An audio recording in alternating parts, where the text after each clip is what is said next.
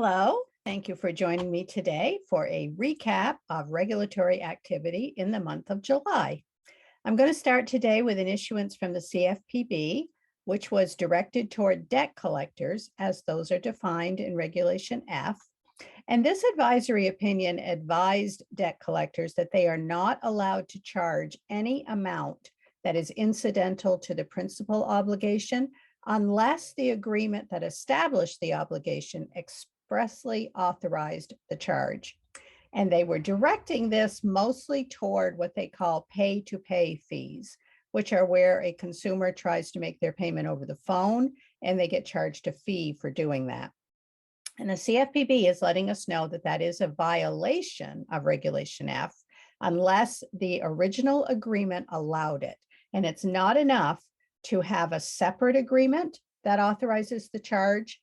If you don't have it in the original agreement, then it is a violation to charge that fee. We had another advisory opinion from the CFPB, and this one was on furnishing and using consumer credit reports.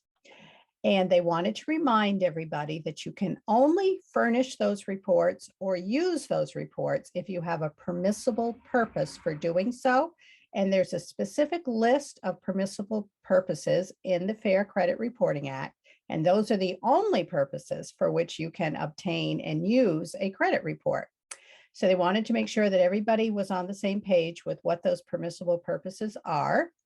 And they did also say that when a consumer reporting agency is providing a report, it isn't enough for them to just match the name, because of course there can be a million people with the same name, and you could end up with a report that has someone else's information in there, and that would be violating the consumer's privacy. So the reporting agencies are put on notice that they need to be using more than a name to match reports on consumers. Lastly, from the CFPB, we had an interpretive rule that clarified that state laws regarding the Fair Credit Reporting Act that are not inconsistent with the Act will not generally be preempted by the federal act.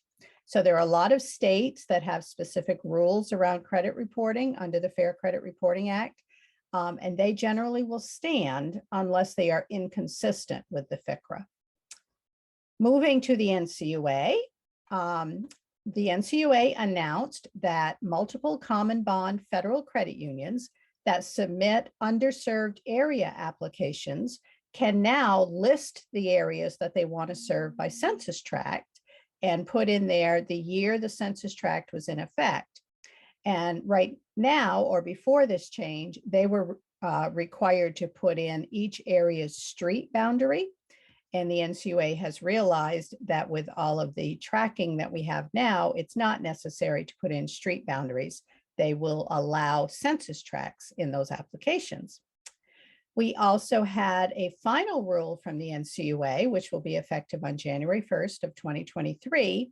And this one revises the $10 billion asset threshold that is used to assign the supervision of credit unions to the Office of National Examinations and Supervision. So right now that's at 10 billion, that is being revised.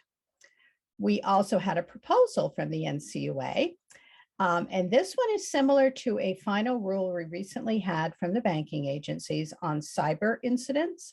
Under the NCUA's proposal, a credit union that experienced a reportable cyber incident, as it would be defined, would be required to report that to the NCUA no more than 72 hours after they were aware of the incident.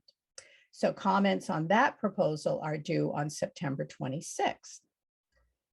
The federal banking agencies, together with FinCEN, issued a joint statement. And this is similar to some that we've seen recently.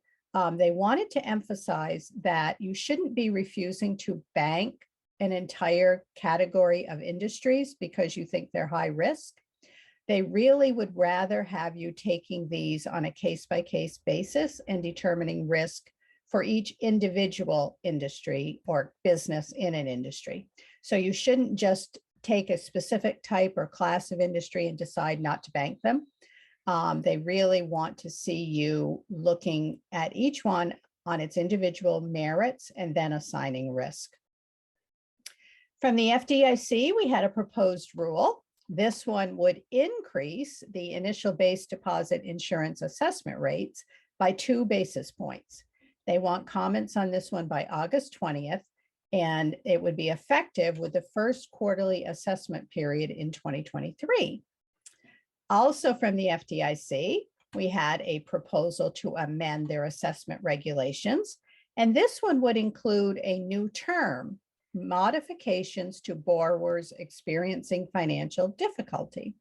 And if you have implemented CECL or been looking at implementing CECL, you probably are aware that that term is used in CECL. So they would introduce that new term in 2 measures, the underperforming assets ratio and the higher risk assets ratio. And those would be used to determine assessments for large institutions, which are considered to be those with 10 billion or more in assets. The Federal Reserve issued a proposal, or issued an announcement that they will be issuing a proposal. And this one would establish benchmark replacement rates that could be used in contracts that specify LIBOR, but that don't have any provisions for replacing LIBOR. So you may still have some contracts out there that use LIBOR and don't have any way of replacing that within the contract. So the Fed would establish some benchmark replacement rates that you could use in those contracts. We have not yet seen that proposal, but once they do publish it in the Federal Register, comments will be due within 30 days. The Farm Credit Administration is asking for some comments on the burdens that are imposed by their regulations. So this is very broad, doesn't relate to any specific regulations, but they want to hear about any of their regulations that you think may be unnecessary or unduly burdensome, that might be outdated, that don't work very well. They would like to hear about that. And they would like comments on those by October 18th. Then we did have a proposal from Farm Credit. They are proposing to revise their existing electronic commerce regulations. They would rename them Cyber Risk Management, and they would codify a lot of the expectations that examiners have been bringing into farm credit institutions, but that were not actually included in the regulations. And this would be intended to help those institutions understand exactly what's expected of them. It would require that they establish some written cybersecurity risk management programs. It would also impose some oversight requirements on the board of a Farm Credit Administration institution. So they would like comments on that by September 26th. Lastly, we have an item from the Federal Trade Commission. And this one would be applicable to organizations that are subject to FTC rules. They're asking for comments on some proposed revisions to their guides concerning the use of endorsements and testimonials in advertising. So these guides already exist. They are intending to do some revisions of them to clarify some things, also to expand the guidance. So they would like to get comments on those proposed revisions by September 26th. That is it for July. So I will wish you a happy August and talk with you at the end of August. Thanks.